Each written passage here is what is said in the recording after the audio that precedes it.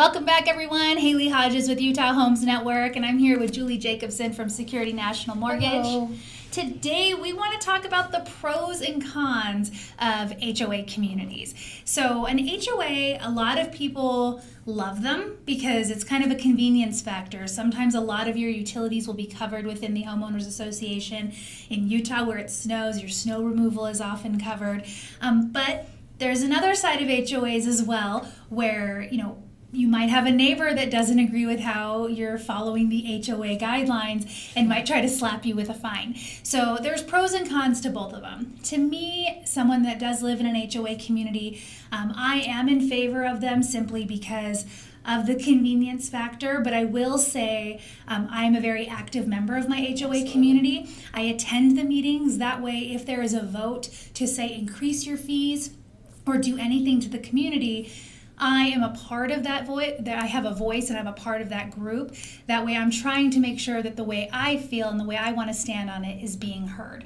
Oftentimes the biggest complaint I hear from clients is that their HOA fees increased, but they never attend any of the meetings. And so if you want to ensure that your fees stay low, you need to be very involved and engaged in your HOA community for that to really go into effect. But I want Julie to touch base on the pros and cons of HOAs when you're applying for a loan or when you're buying a home. Right. So the HOA fee, so if I tell you that you're pre-approved for $400,000 and that's your max, you can't go out and buy a condo for $400,000 because there's going to be an HOA fee. So, $150 is probably the lowest that we see on a condo, up to $300-$400, depending on the amenities. If you have a swimming pool, you're probably going to pay a little bit more than somebody that doesn't even offer cable. So there's going to be some differences. So we just need to be aware of that up front and know what that fee is so that you're comfortable with it. When you look at your loan documents, it's going to show as part of your housing payment because it counts in your debt ratio. But you need to be aware when you make your mortgage payment each month, it will not include that HOA fee. That's going to be paid separately to the HOA. So just be aware of that. The other thing you want to keep in mind, HOAs, a lot of them will cover your insurance.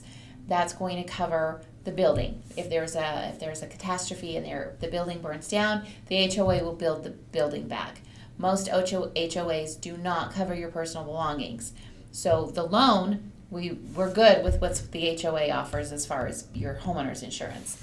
As far as what you need to cover your personal belongings. So we would, at that point, refer you to your insurance agent to get a small policy in place, similar to a renter's policy. So it's just your personal belongings. But that you'll pay separately, with your car insurance. It's not part of the mortgage. So just so you're aware of that difference. The other thing to consider with the HOAs is a lot of them have transfer fees, reinvestment fees that have to be paid at closing.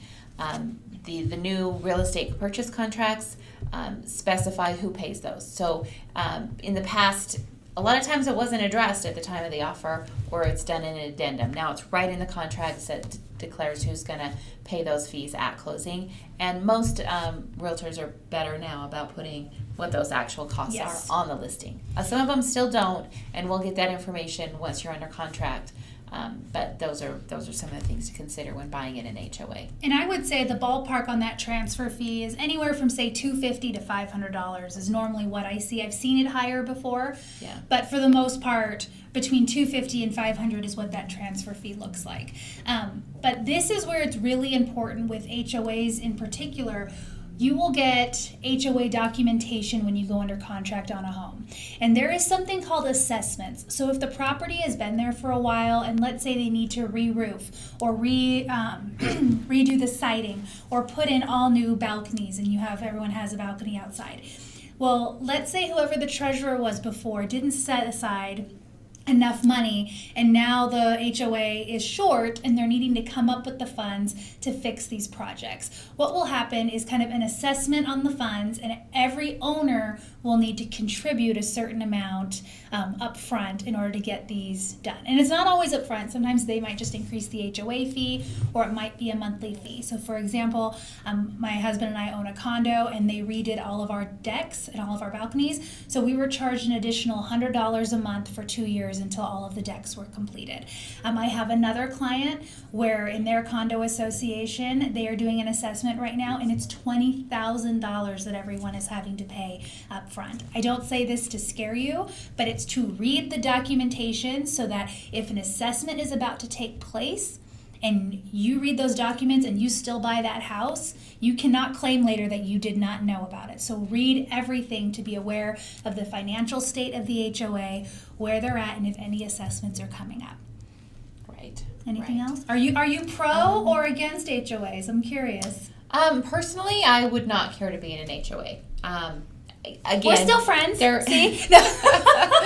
there are definitely advantages of that. If you don't care to take care of your yard, you've got somebody to mow your lawn, to remove the snow. But back to what you said about being involved. That doesn't mean you have to be the HOA president. No. Haley's just saying show up.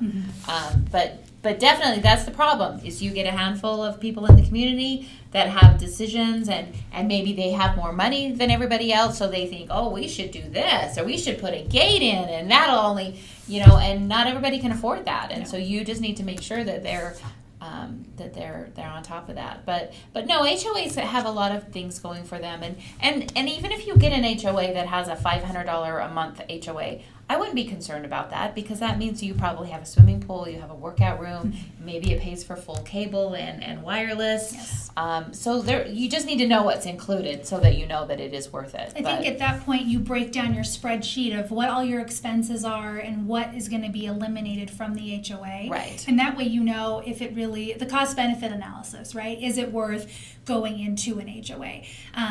But one other thing I want to mention is HOA management companies. So I have done a lot of research on local Utah HOA management companies, and you can ask my clients, I am known to tell them, yes, it's a darling house, but this HOA management company is going to drive you bonkers, and I don't know if it's worth it. Your quality of life is not going to be what you want it to be because of who is managing this complex. So do your homework and research who is managing the HOA. Sometimes it's just the homeowners on their own, or they hire. So for example, in one of the condos I own, we hired a property manager that lives on site, and he takes care of everything. It's one guy. It's great. We all have his phone number. Bless his heart, he answers when we call. It's great.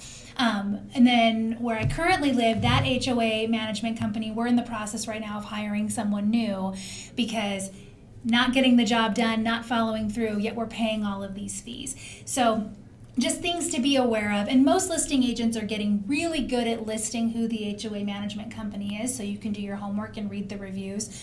But just some things to consider. That doesn't mean run away from an HOA, a house with an HOA, or flock to them because that's what we're telling you to do. No, it's whatever your comfort level is, but you need to know the pros and cons. Yes, and I want to say one other thing. We talked about the transfer fee.